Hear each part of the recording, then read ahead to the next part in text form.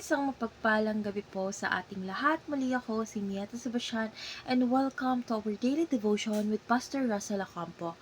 And today, our topic is the second topic, which is vision narrows down our focus. So our scripture is all about Philippians chapter 3 verse 13 to 14. So NI version.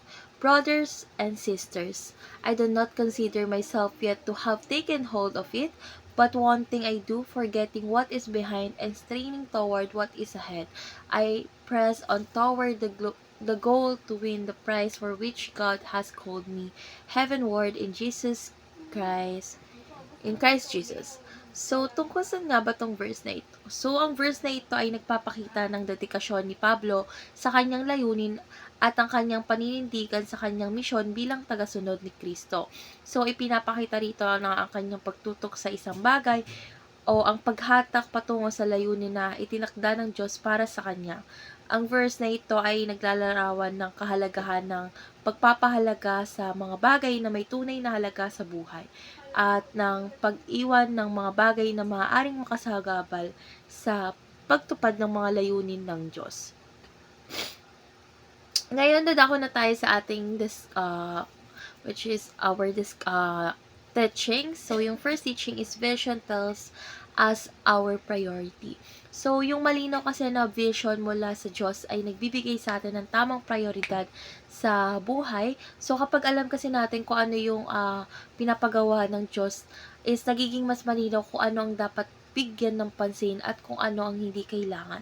So, tulad ni Pablo is ang Panginoon ay nagtuturo sa atin ng isang sentro ng atensyon at pagkilos na tumutulong sa atin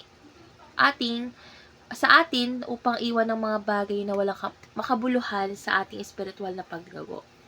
So, second is vision simplifies our lives. So, kapag ang ating buhay kasi ay nakatuon sa pangitain ng Diyos is nagiging mas simple ang ating mga desisyon at aksyon. So, hindi natin kailangan gawin ng lahat. Pipiliin natin ang mga bagay na may kabuluhan para sa ating layunin. So, yung mga pangitain kasi or vision is nakakatulong sa atin na i-trim down yung mga gawain at layunan na maaaring makagsagabal o magambala o maging sanhi ng kalituhan na nagreresulta ng mas malinaw at mas makabuluhang pamumuhay. So, last teaching is vision concentrates our energy. So, ang pagkakaroon kasi ng pangitain ay nagbibigay daan sa atin na ituon yung ating lakas at panahon sa mga bagay na may tunay na halaga.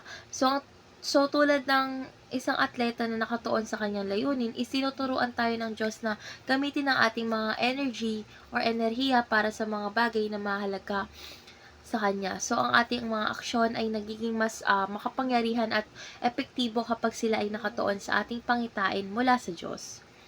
So, ngayon dadako na tayo sa ating application. So, yung first application is prioritize what matters for God. So, upang maging mas makabuluhan ang ating buhay, kailangan nating bigyang priority ang mga bagay na mahalaga sa Diyos. So, kapag alam kasi natin kung ano ang nais niya para sa atin, is mas madali na tayong makakagawa ng mga desisyon na naaayon sa kanyang kalooban. So, ang ating mga priority ay nakabatay sa pangitain or vision niya. At ito ang nagbibigay direksyon at kabuluhan sa ating mga gawain sa araw-araw. So, second is simplify life by trimming it down.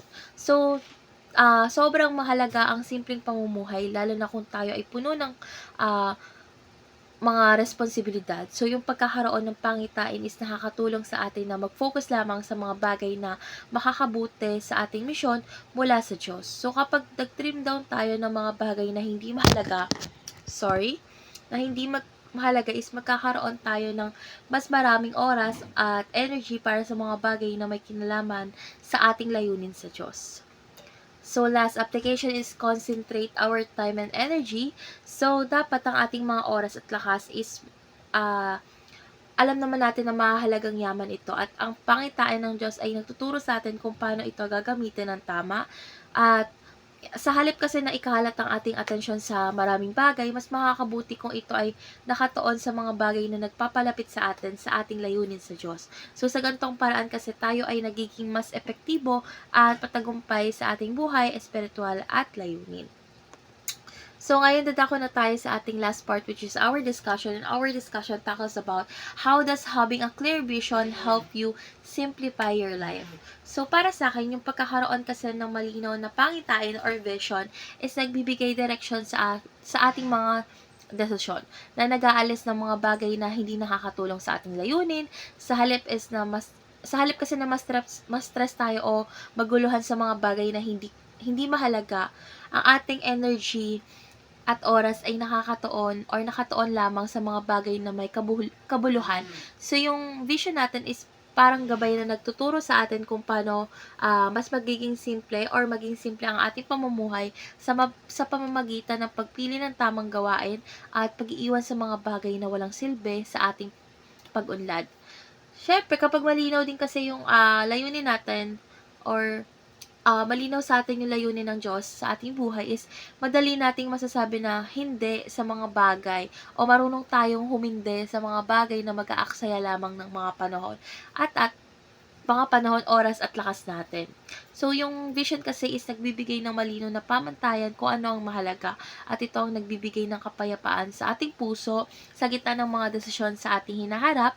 So, ang vision mula sa Diyos ang nagbibigay direksyon sa ating buhay na aalis ng mga pagkakabalisa at mga bagay na humahadlang sa ating mga layunin. So, ngayon, dadako na tayo sa ating prayer. So, Panginoon, salamat po sa pagpapakita mo ng malinaw na pangitain para sa aming buhay. Naway matutunan naming magtuon ng pansin sa mga bagay na mahalaga sa iyo at magbigay priority sa mga gawaing naaayon sa iyong layunin. Tulungan mo kami na alisin ang mga bagay na hindi mahalaga at ituro sa amin kung paano gamitin ang aming oras at lakas ng tama. Gamitin mo po kami at ang aming buhay upang maipakita ang iyong dakilang layunin. In Jesus' name, Amen.